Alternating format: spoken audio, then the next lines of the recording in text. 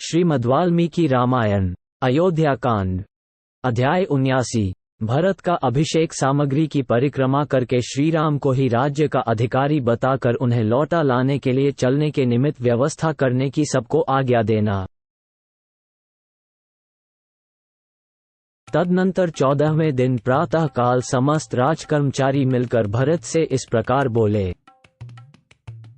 महायशस्वी राजकुमार, जो हमारे सर्वश्रेष्ठ गुरु थे, वे महाराज दशरथ तो अपने ज्येष्ठ पुत्र श्रीराम तथा महाबली लक्ष्मण को वन में भेजकर स्वयं स्वर्गलोक को चले गए। अब इस राज्य का कोई स्वामी नहीं है, इसलिए अब आप ही हमारे राजा हों।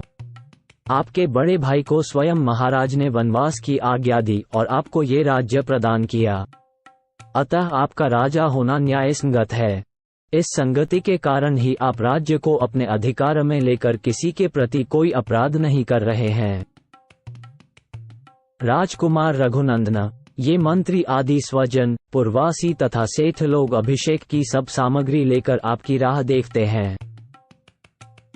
भरत जी, आप अपने माता पितामहों के इस राज्य को अवश्य ग्रहण कीजिए। नरश्रेष्ठ, राजा के पद पर अपना अभिषेक कराइए और हम लोगों की रक्षा कीजिए। ये सुनकर उत्तम व्रत को धारण करने वाले भरत ने अभिषेक के लिए रखी हुई कलश आदि सब सामग्री की प्रदक्षिणा की और वहां उपस्थित हुए सब लोगों को इस प्रकार उत्तर दिया। सज्जनों, आप लोग बुद्धिमान हैं, आपको मुझसे ऐसी बात नहीं कहनी चाहिए।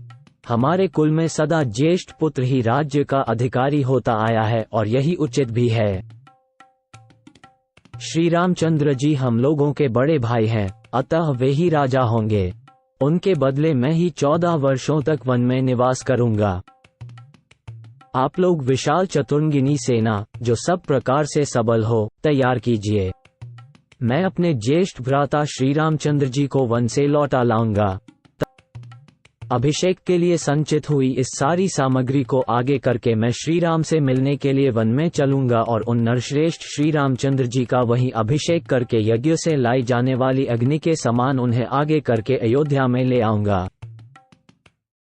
परंतु जिसमें लेश मात्र भाव शेष है, अपनी माता कहलाने वाली इस कैकेयी को मैं कदापि सफल मनोरथ नहीं होने दूंगा।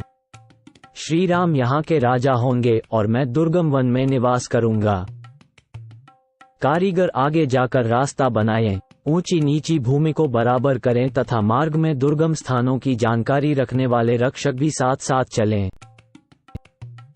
श्री रामचंद्र जी के लिए ऐसी बातें कहते हुए राजकुमार भरत से वहां आए हुए सब लोगों ने इस प्रकार सुंदर एवं परम उत्तम बात कही। भरत जी, ऐसे उत्तम वचन कहने वाले आपके पास कमलवन में निवास करने वाली लक्ष्मी अवस्थित हों, क्योंकि आप राजा के ज्येष्ठ पुत्र श्री राम को स्वयं ही इस पृथ्वी का राज्य लौटा देना चाहते हैं। उन लोगों का कहा हुआ वो परम उत्तम आशीर्वचन जब कान में पड़ा, तब उसे सुनकर राजकुमार भरत को बड़ी प्रसन्नता हुई। उन सब की ओर देखकर भरत के मुखमंडल में सुशोभित होने वाले नेत्रों से हर्षजनित आंसुओं की बूंदें गिरने लगी। भरत के मुख से श्रीराम को ले आने की बात सुनकर उस सभा के सभी सदस्यों और मंत्रियों सहित समस्त राजकर्मचारी हर्ष से खिल उठे।